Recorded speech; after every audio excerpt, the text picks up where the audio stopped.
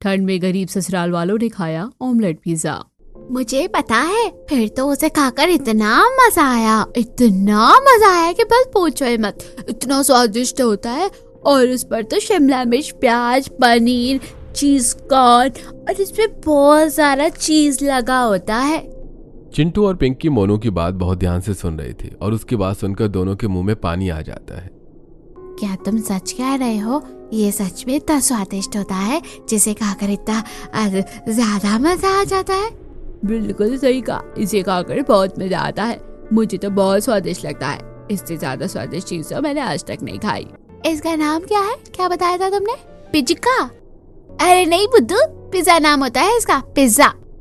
अच्छा, इसे पिज्जा कहते हैं, लेकिन हमने तो आज तक इसका नाम भी नहीं सुना था और नहीं कभी देखा है कि ये दिखने में कैसा होता है। तुम चिंता मत करो, इस बार मेरी मम्मी जब पिज्जा मंगवाएगी तो मैं तुम दोनों को भी खिलाऊंगा। ये बात सुनकर पिंकी और चिंटू दोनों बहुत खुश हो जाते हैं। तुम अच्छे दोस्त हो बहुत।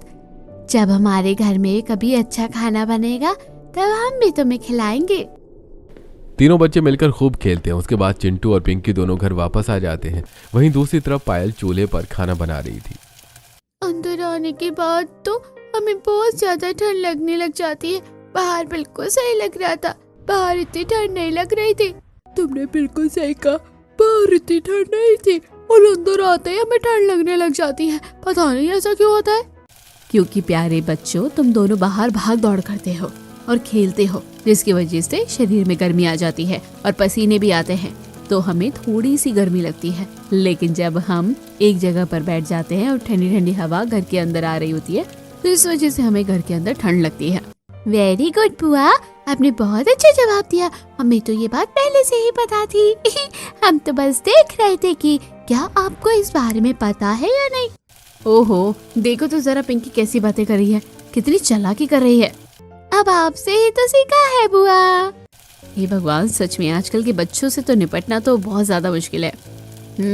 बच्चे मन के सच्चे, इनके आगे कोई नहीं जीत सकता। अच्छा चलो बच्चों, तुम अभी बाहर से खेल कर आ रहे हो ना, जल्दी से हाथ मुंह धो लो, उसके बाद मैं सबके लिए खाना भी लगा दूंगी। उसके बाद पिंकी और चिंटू हाथ धो लेते हैं और सभी खाना खाने बैठ जाते हैं। जैसे पायल सभी को थाली में चावल दाल के साथ एक एक रोटी परोसती है, तो ये खाना देखकर सभी का मुंह बन जाता है। बहू, मेरी थाली में से तो आधा खाना निकाल ले। रोज रोज ऐसा खाने का बिल्कुल भी मन ही नहीं करता। मैं तो पक चुका हूँ सच में। अजी, अब इस तरह से बोलने का क्या ही फायदा। अभी जिस तरह के हमारे हालात है उस तरह से हमें काम चलाना ही होगा। हम शौक से तो ऐसा नहीं कर रहे ना, हमारी मजबूरी है ऐसा खाना खाना। कम से कम हमें 2 वक्त का खाना तो नसीब हो रहा है, वही बहुत बड़ी बात है। हाँ, भाग्यवान मैं समझता हूँ, लेकिन कब तक इंसान एक ही तरह का खाना खाता रहेगा? अरे कभी न कभी तो इंसान का मन भर ही जाता है ना। कोई बात नहीं जी, अब खाना खाना शुरू कीजिए। बाकी सबने तो बस पहला निवाला खाया ही था कि तभी पिंकी और चिंटू के भी नखरे शुरू हो जाते हैं। मम्मी, मेरा भी सच में ऐसा खाना खाने का बिल्कुल भी मन नहीं कर रहा। हर रोज हम बस यही दाल चावल खाते हैं। हाँ मम्मी, मेरा भी दाल चावल खाने का बिल्कुल मन नहीं कर रहा। हम पता नहीं कितने दिनों से बिल्कुल यही खाना खा रहे हैं। आप हमारे लिए कभी कुछ अलग क्यों नहीं बना देते हो? कम से कम कभी आलू के पराठे बना दिया करो। हाँ मम्मी, स्कूल में भी सब बच्चे अलग अलग तरह का खाना लेकर आते हैं, लेकिन हम तो हर रोज बस वही दाल चावल लेकर आते हैं। देखा, आपने ऐसा कहना शुरू किया है तो आपको देखकर अब बच्चे भी जिद कर रहे हैं। आपको ऐसा नहीं कहना चाहिए था। मैं क्या करता, मैंने तो सच ही कहा था। अच्छा ठीक है बेटा, तुम दोनों कह रहे तो मैं बना दूंगी, अभी तो तुम चुपचाप खा लो। मेरा तो खाने का बिल्कुल भी मन नहीं कर रहा है। ऐसा खाना देखकर तो मेरी भूख ही मिट गई। आप भी मोनू की मम्मी की तरह हमारे लिए कभी पिज्जा क्यों नहीं मंगवा देती हो? पिज्जा? लेकिन ये पिज्जा क्या होता है? दादी, मोनू बता रहा था कि पिज्जा बहुत ही स्वादिष्ट खाना होता है। ऐसा बड़ा सा गोल होता है और उसके अंदर पनीर भी होता है और इसमें बहुत सारा चीज भी लगा होता है। चीज तो बहुत स्वादिष्ट होता है। मैंने एक बार स्कूल में जब मोनू का चीज का सैंडविच लेकर आया था ना, तब खाया था, बहुत अच्छा लग रहा था। हाँ, और आपको पता है सैंडविच में भी तो फिर भी थोड़ा सा ही चीज होता है, लेकिन मोनू बता रहा था कि पिज्जा में तो बहुत सारा चीज भर भर के डाला जाता है, जिसे खाकर बहुत अच्छा लगता है। अच्छा बेटा, लेकिन ऐसी बात है तो मैंने तो कभी ब्रेड का सैंडविच नहीं खाया, और यहाँ तक कि मैंने चीज भी नहीं खाया, तो मुझे कैसे पता है कि वो कितना स्वादिष्ट होगा कि कितना नहीं। मैंने भी तो चीज को एक ही बार खाया है, लेकिन पिज्जा तो कभी नहीं खाया। इसलिए तो कह रहा हूँ बुआ कि हम सबको भी पिज्जा मंगाना चाहिए, एक बार तो खाकर देखना चाहिए आखिर ये कितना स्वादिष्ट होता है। मोनू ने भी कहा है कि एक बार हम पिज्जा खाएंगे तो हमेशा बस खाते ही रह जाएंगे, इसलिए हमें एक बार खाकर जरूर देखना चाहिए। खाकर तो देखना चाहिए, लेकिन बेटा हमारे पास इतने पैसे भी तो नहीं है कि हम ऐसा कर सके। चलो अब चुपचाप खाना खा लो। शांति के कहने पर सभी जैसा मन होता है वैसा खाना खाकर सोने की तैयारी शुरू करते हैं, लेकिन उनके घर के हालात बिल्कुल भी ठीक नहीं थे, इसलिए सभी ठंड में भी जमीन पर सो रहे थे। बेटा आज तो बहुत ठंड है, मुझे नहीं लगता कि इस तरह से हमारा काम चलेगा। भले ही हमने बोरी तो गर्म बिछा दी है, लेकिन हमारी रजाई तो बिल्कुल पतली हो रखी है, और ये अब भी फट भी गई है, इसमें हमारी ठंड बिल्कुल भी नहीं रुकने वाली। मम्मी जी मैंने इसे थोड़ा थोड़ा तो सिल दिया है, बस आज रात आप बस काम चला लीजिए, कल मैं फिर से और गर्म बोरी लेकर आऊंगी और उसके बाद उसे रजाई के ऊपर लगा दूंगी, जिसके बाद हमें थोड़ी राहत मिलेगी। हाँ ये आइडिया बिल्कुल सही रहेगा, अब इसके अलावा हमारे पास और कोई भी चारा नहीं है। अरे लेकिन अभी भी ठंड लग रही है और ठंड के मारी कपकपी छूट रही है। अभी तो हमें कुछ न कुछ तो करना ही होगा, वरना ऐसे तो तबीयत खराब हो जाएगी। मुझसे तो ठीक से लेटा भी नहीं जा रहा है, अरे कुछ तो करो। तब पायल एक तसले में लकड़ियां लाकर आग जला देती है, जिसकी वजह से घर वालों को थोड़ी सी राहत मिलती है और उसके बाद सभी सो जाते हैं। लेकिन पायल, चलो एक बार मुर्गियों को भी जाकर देख लेती हूँ, उन्हें दाना डालना है या नहीं। पायल अपने आंगन में थोड़ा सा मुर्गी पालन भी करती थी और उनके अंडे बेचा करती थी। उनके पिंजरे के पास पायल जाती है और चारों तरफ उन्हें घास और बोरी से ढक देती है ताकि उन्हें ठंड न लगे।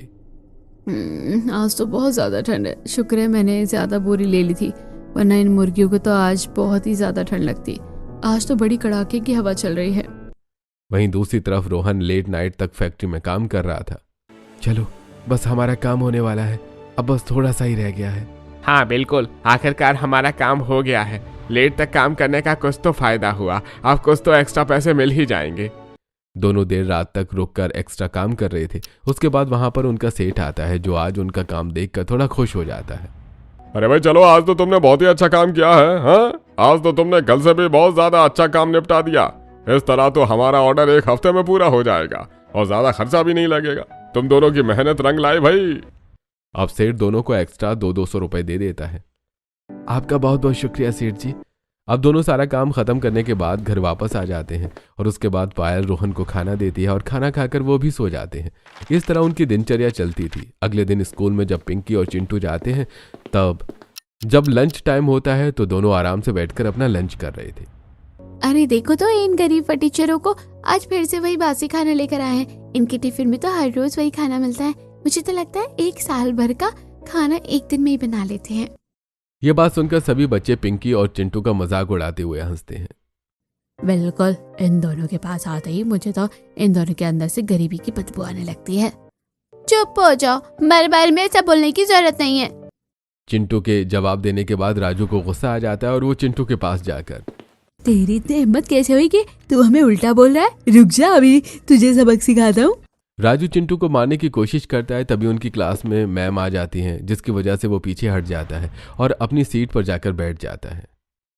राजू, मैंने सब देख लिया, आगे से तुमने इन्हें परेशान करने की कोशिश की ना तो देख लेना, अच्छा नहीं होगा। Okay ma'am, sorry. उसके बाद निधि दोनों बच्चों को एक एक आलू का पराठा दे देती है। निधि अक्सर दोनों बच्चों की मदद करती थी क्योंकि वो उनके हालात समझती थी। पराठा खाकर दोनों बच्चे खुश हो जाते हैं। थैंक यू मैम, आप बहुत अच्छी हो। इस तरह हर कोई गरीब बच्चों को परेशान करता था। उस दिन बच्चे घर जाकर आंगन में खेल रहे थे। दोनों बच्चे पकड़म पकड़ाई खेल रहे थे। तभी वहीं बगल वाले घर में एक डिलीवरी वाला आता है। उनकी बैल बजाने पर नेहा दरवाजा खोलती है। लीजिए मैम आपका pizza. Oh thank you so much, ये रहे आपके पैसे। डिलीवरी वाला पिज्जा देकर वहां से चला जाता है। तभी अंदर से मोनू भी दौड़ता हुआ आता है। मम्मी मम्मी, क्या हमारा पिज्जा आ गया है? हाँ बेटा आ गया है, तुम चलो अंदर, मैं अभी तुम्हें दे देती हूँ। उसके बाद मोनू अंदर चला जाता है, लेकिन चिंटू और पिंकी एक टक बस नेहा के हाथ में पिज्जा के बॉक्स को ही देख रहे थे। तब नेहा उन्हें सुनाते हुए कहती है, पता नहीं इन गरीबों फटीचरों को दूसरों को घूरने के अलावा और कोई काम क्यों नहीं आता है। अपनी अच्छी खासी बुरी नजर लगा देते हैं दूसरों को। ए बच्चों, ऐसे घूरना बंद करो वरना तुम्हारी आंखों की गोटियां निकालकर तुम्हारे हाथ में दे दूंगी। इस तरह नेहा दोनों बच्चों को फटकार कर वहां से चली जाती है। तब दोनों बच्चे आपस में कहते हैं, देख पिंकी, आज फिर से मोनू के घर में पिज्जा आया है और हमने तो आज तक पिज्जा को चखा तक नहीं। काश हम पिज्जा खा पाते। हम आज रात को पापा के आने के बाद उनको कहेंगे कि हमें भी पिज्जा खिलाएं। अब दोनों बच्चे फिर से खेलना शुरू कर देते हैं। तभी थोड़ी देर बाद मोनू वहां पर पिज्जा का स्लाइस लेकर आता है। देखो, मैं तुम दोनों के लिए एक स्लाइस पिज्जा का लेकर आया हूँ। मोनू की ऐसी बात सुनकर चिंटू और पिंकी दोनों की आंखों में चमक आ जाती है। क्या सच में तुम हमारे लिए पिज्जा ही लेकर आए हो? पिज्जा खाकर तो मजा आने वाला है। थैंक यू सो मच, तुम कितने अच्छे हो। आखिरकार आज हमें पिज्जा खाने को मिल जाएगा। मोनू ने दोनों को एक एक स्लाइस पिज्जा दिया ही था और दोनों जैसे ही पिज्जा खाने जाते हैं तभी वहां पर नेहा आ जाती है और दोनों के हाथ से पिज्जा छीन लेती है। अभी तुम दोनों के कान के नीचे लगाऊंगी एक एक। तुम दोनों की इतनी हिम्मत कि तुम मेरे बेटे से हमारे ही घर से हमारा इतना महंगा पिज्जा मंगवा रहे हो। तुम दोनों की इतनी औकात नहीं है कि तुम इस महंगे पिज्जा को खा सको। और तुम मोनू, तुम्हें किसने कहा था यहाँ पर पिज्जा लेकर आने को? मुझे पता है, जरूर इन दोनों फटीचरों ने तुम्हें कहा होगा ऐसा करने के लिए।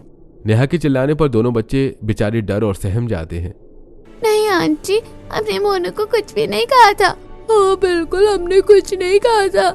हाँ मम्मी, चिंटू और पिंकी बिल्कुल सही कह रहे हैं। इन दोनों ने ऐसा कुछ भी नहीं कहा। मैं तो अपनी मर्जी से उनके लिए लेकर आया था। चुप करो, मैं सब जानती हूँ तुम लोगों को। तुम्हारे माँ बाप की तो हैसियत ही नहीं है तुम्हें कुछ खिलाने की, और दूसरों के घर से तुम खाना मांगते हो।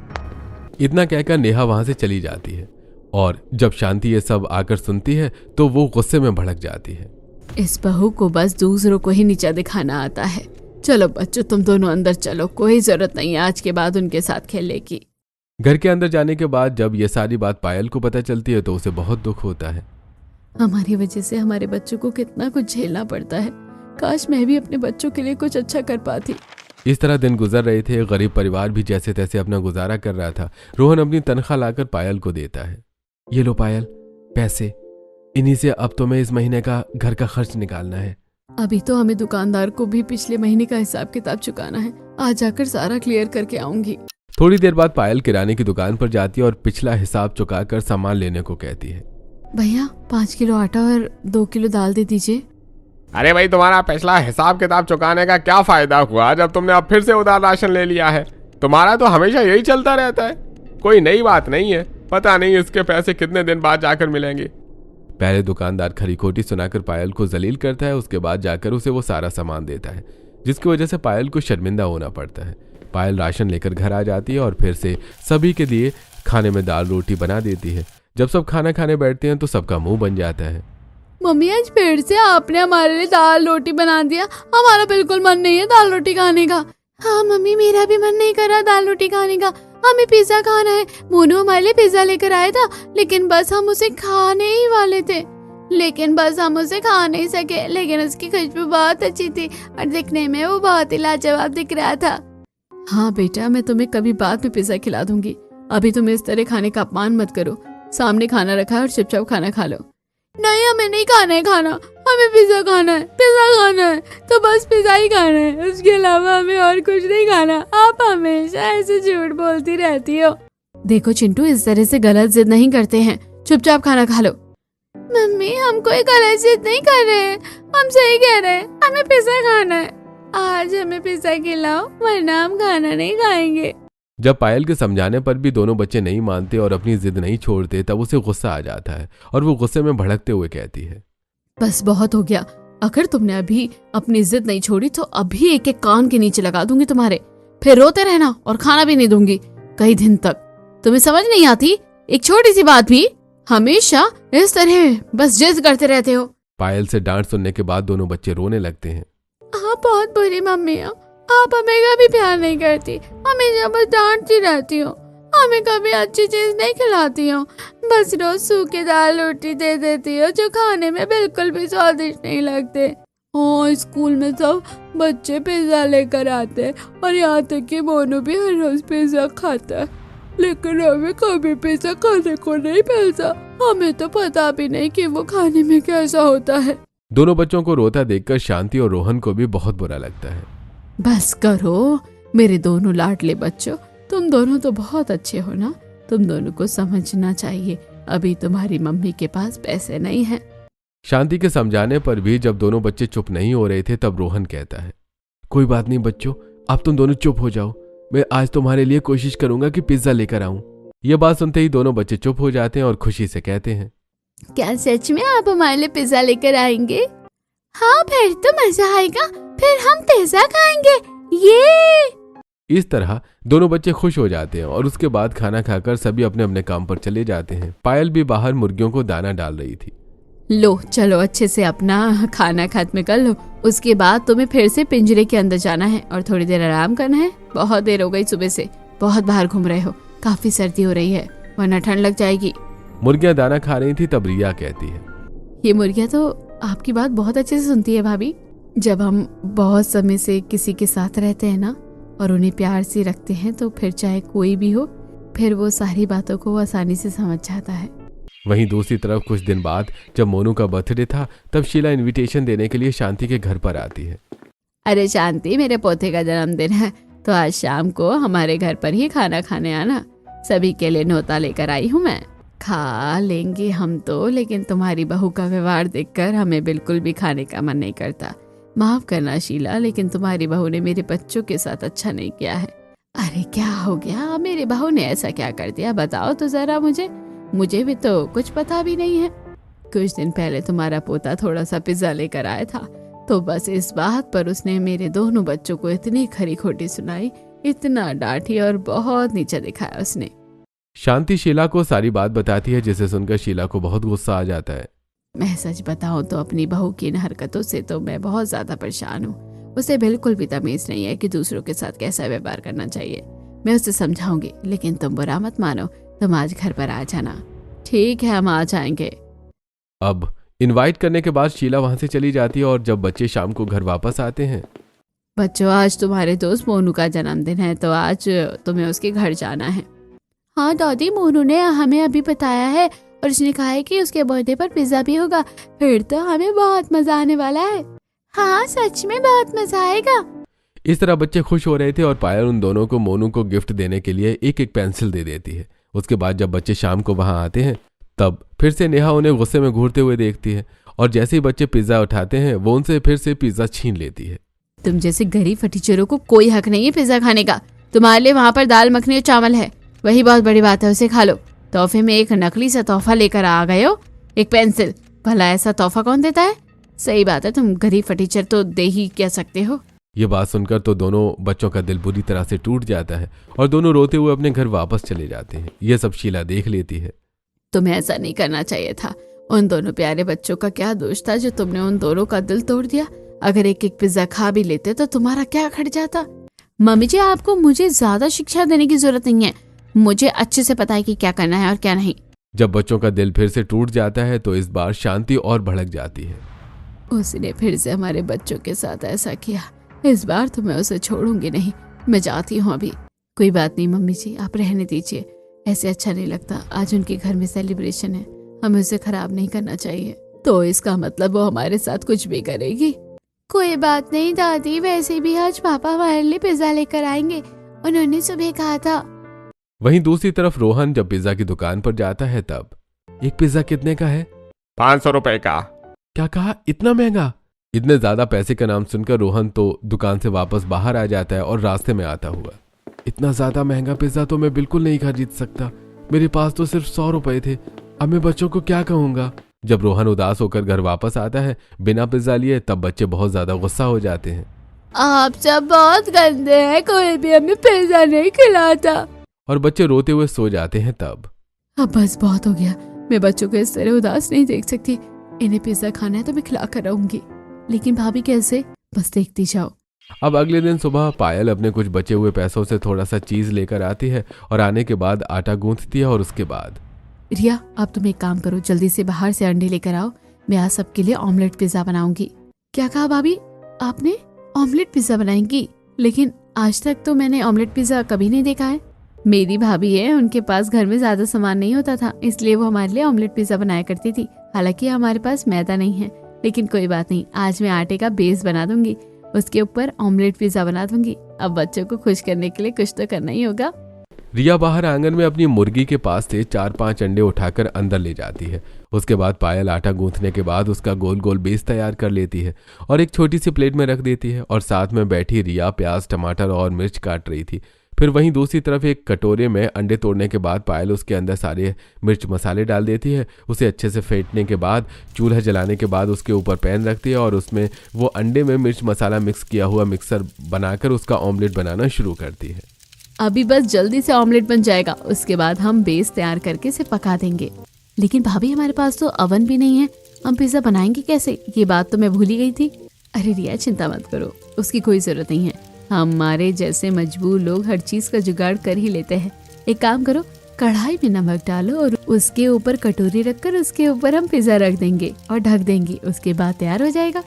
पायल ऐसा ही करती है। चूल्हे पर ऑमलेट बनने के बाद वो दूसरी कढ़ाई रखती है, उसमें थोड़ा नमक डालकर एक कटोरी उसके अंदर रख देती है और उसमें काफ़ी सारा चीज़ डालने के बाद उसके ऊपर एक प्लेट में पिज्ज़ा रखकर उसे प्लेट से ढक देती है और वो मंदी आंच पर पकता रहता है। इस तरह वो 2 पिज्ज़ा बनकर तैयार हो जाते हैं और सभी को खाना खाने के बाद पिज्ज़ा दिया जाता है, जिसे देखकर बच्चे तो बहुत ज़्यादा खुश हो जाते हैं। ये पिज्जा तो बहुत ही स्वादिष्ट लग रहा है, आखिरकार हमें पिज्जा खाने को मिल गया। सच में अब हमें पिज्जा खाने को मिलेगा, बहुत मजा आ गया। इस तरह सभी पिज्ज़ा खाना शुरू करते हैं और सभी को पिज्ज़ा बहुत अच्छा लगता है। पिज्ज़ा खाने के बाद सभी की आंखों में चमक आ जाती है। सच में बहू ने तो कमाल कर दिया, तेरे हाथों में जादू है भाई। बहुत ही स्वादिष्ट पिज्जा लग रहा है और आज इतने दिनों बाद कुछ अच्छा खाकर बहुत अच्छा लग रहा है। हाँ, मुझे भी बहुत अच्छा लग रहा है। कितने दिनों बाद हमने दाल रोटी के अलावा आज को स्वादिष्ट चीज खाई है। सच में मुझे भी बहुत अच्छा लग रहा है भाभी, आपने तो कमाल ही कर दिया। फाइनली आपने हमें कुछ टेस्टी बनाकर खिलाया और हमें बहुत अच्छा लग रहा है। आज पूरे परिवार के चेहरे पर खुशी देखकर मुझे भी बहुत अच्छा लग रहा है। तुमने सच में ऑमलेट पिज्जा बनाकर बहुत अच्छा किया, सब बहुत खुश हो रहे हैं। मुझे भी बहुत अच्छा लग रहा है सबके चेहरे पर खुशी देखकर। आज के बाद मैं परिवार को कभी परेशान नहीं होने दूंगी। जब भी आपका पिज्जा खाने का मन करेगा तो मैं बना दूंगी। इस तरह सभी खुश हो जाते हैं और अगले दिन पिंकी और चिंटू स्कूल में पिज्जा लेकर जाते हैं, जिसे देखकर सब बच्चे हैरान हो जाते हैं। वो सभी को पिज्जा खिलाते हैं, सब बहुत तारीफ करते हैं, लेकिन सोनिया और राजू भी उनकी तरफ लालच भरी निगाहों से देख रहे थे। सोनिया, राजू, तुम चाहो तो हमारे साथ पिज्जा खा सकते हो। ये बात सुनकर सोनिया और राजू भी खुश हो जाते हैं। दोनों को पिज्जा बहुत ज्यादा अच्छा लगता है। तुम्हारी मम्मी ने तो सच में कमाल कर दिया। ऑमलेट पिज्जा हम पहली बार खा रहे हैं, ये बहुत स्वादिष्ट है। अब से हम सब पक्के दोस्त बन के रहेंगे। जब इस हेल्दी और टेस्टी ऑमलेट पिज्जा के बारे में टीचर को पता चलता है तो वो स्कूल में पायल के लिए कैंटीन में जॉब करने के लिए बात करती है और ये खुशखबरी वो पायल को बताती है, जिस खुशी में पायल ने निधि के लिए भी ऑमलेट पिज्जा बनाया था, जिसे निधि खा रही थी। ये तो सच में बहुत स्वादिष्ट है। मैंने आज से पहले इतना स्वादिष्ट पिज्जा कभी नहीं खाया। मैंने प्रिंसिपल से बात की है कि आप हमारे स्कूल की कैंटीन में इस पिज्जा को बना सकती हैं। ये पिज्जा वहाँ सभी को बहुत स्वादिष्ट लगता है, पर आपको बस स्कूल कैंटीन में 2 घंटे काम करना होगा, उसके बाद आप कहीं भी काम कर सकती हैं। ये बात सुनकर पूरा गरीब परिवार खुश हो जाता है। बहू, तुम्हें हाँ कर देना चाहिए, ये तुम्हारे लिए बहुत अच्छा मौका है कुछ करने का। ठीक है, फिर तो मैं इस चीज के लिए तैयार हूँ। इतना अच्छा ऑफर मिलने के बाद गरीब परिवार बहुत ज्यादा खुश हो जाता है और अब पायल स्कूल की कैंटीन में ऑमलेट पिज्जा बनाकर बेचती है। सिर्फ 2 घंटे में ही उसे वहां पर अच्छा खासा मुनाफा हो रहा था। इसके बाद पैसा जमा होने के बाद वो एक छोटी सी दुकान पर भी अपना ऑमलेट पिज्जा बनाकर बेचना शुरू कर देती है, जिसके बाद पायल सभी के लिए घर पर बहुत अच्छे गद्दे लेकर आती है और एक नई रजाई लेकर आती है। यह तो बहुत ही नरम है और कितना अच्छा लग रहा है, अब ठंड भी नहीं लग रही है। अब हम रात को अच्छे से सो पाएंगे। सच में भाभी, आपने तो कमाल कर दिया। आपका ऑमलेट पिज्जा तो कमाल का निकला। अब आप चाहो तो पिज्जा की और भी वैरायटी ट्राई कर सकती हो, इससे आपको और फायदा होगा। तुमने बिल्कुल सही कहा, मैं भी इस बारे में सोच रही थी। अब मैं और भी तरह के पिज्जा बनाऊंगी और बेचूंगी, जिसकी वजह से हमें और फायदा होगा। एक दिन चिंटू और पिंकी मोनू को भी अपने घर पर ऑमलेट पिज्जा खिलाते हैं। सच में ये ऑमलेट पिज्जा बहुत अच्छा है, मुझे तो बहुत अच्छा लग रहा है। तुम चाहो तो अपने घर भी ले जा सकते हो बेटा। जब मोनू अपने घर ऑमलेट पिज्जा लेकर आता है और सब खाते हैं तो नेहा को भी बहुत अच्छा लगता है। देखा बहू, किसी के दिन बदलते थे ये नहीं लगती। जिन बच्चों के आगे तुमने 2 बार पिज्जा छीना था, आज उनकी खुद की पिज्जा की दुकान है। इस तरह पायल ऑमलेट पिज्जा बनाकर अपनी और अपने घर वालों की जिंदगी को बदल देती है।